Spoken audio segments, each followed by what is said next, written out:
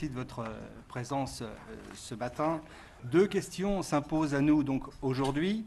Quelles réformes seraient envisageables pour améliorer la compétitivité des entreprises? Dans quelle mesure la trésorerie est-elle un facteur de performance? On vit une époque qui est à la fois grave, intéressante, passionnante pour des observateurs comme nous, mais sans doute stressante pour des acteurs comme vous êtes. D'une part parce qu'on sent bien qu'il y a un risque évident de ralentissement et plus grave de récession économique en Europe, et notamment en France, et que d'autre part, il y a un autre risque plus immédiat qui est de blocage du crédit interbancaire et de blocage du système financier. René, la première question que j'avais envie de vous poser en introduction, c'est est-ce que vous avez le sentiment aujourd'hui qu'on est dans une situation aussi grave, aussi inquiétante que celle que vous avez trouvée en octobre 2008, premier point.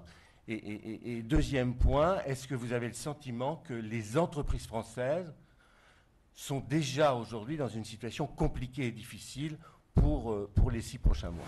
Globalement, nous sommes de plus en plus allés vers un court-termisme, vers une vision court terme des gestions et des revenus, et donc des régulations. En réalité, c'est un consensus général qui s'est fait, sans exactement qu'on sache comment il s'est fait, mais il s'est fait. C'est la crise de l'argent facile et à court terme. Je pense que c'est important de ne pas perdre de vue qu'on est tous dans un combat où on doit être solidaire, parce qu'autrement on va passer tous ensemble avec le bébé et l'eau du bain, enfin je veux dire, y compris les financiers. Une fois ça dit, je ne crois pas une seconde au collapse bancaire. Je pense que la situation est à cet égard beaucoup moins grave que celle de 2008, parce qu'en 2008, on avait une vraie crise de la confiance du crédit interbancaire. Et aujourd'hui, le problème des banques est de nature différente.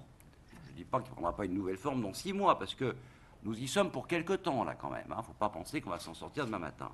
Mais aujourd'hui, le problème des banques, quand ils vous disent qu'il faut qu'on réduise la voilure, c'est-à-dire qu'on essaye de vendre des stocks de produits toxiques qui nous restent, il faut qu'on essaye de réduire notre nombre d'activités, et il faut qu'on réduise nos crédits pour qu'on ait moins d'exigences de capitaux propres. C'est ça, la réalité. Et donc aujourd'hui, si vous voulez, on voit bien l'absurde de la situation. Les banques peuvent prêter. Elles ont les moyens de le faire. Mais aujourd'hui, elles disent, par contre, je ne sais pas comment aller lever des capitaux sur le marché pour respecter des exigences où franchement, on ne les demandait pas il y a 6 mois. Et tout l'enjeu, finalement, pour tous les chefs d'État européens, c'est de se battre contre cette volonté incroyable de gagner très vite de l'argent. Et puis, je rajoute qu'évidemment, les mêmes banques ont quelque chose qu'on ne sait pas encore chiffrer aujourd'hui, eh bien, c'est le risque des dettes souveraines qu'elles partagent avec les compagnies d'assurance. Alors je dis un mot de ça parce que on vit quand même un peu, non pas au jour le jour, ce serait ridicule, mais on vit avec des visibilités à 3 mois, si vous voulez.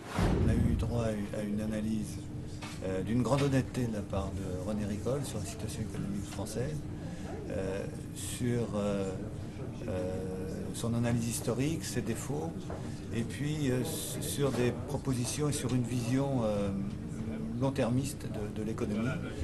Et j'ai particulièrement aimé son opposition entre l'analyse financière et l'analyse industrielle. L'analyse financière qui est une analyse tout à fait court-termiste et l'analyse industrielle long-termiste. Et lui se positionne résolument dans le long terme. Moi qui suis dans une activité industrielle, c'est un discours qui m'a particulièrement intéressé.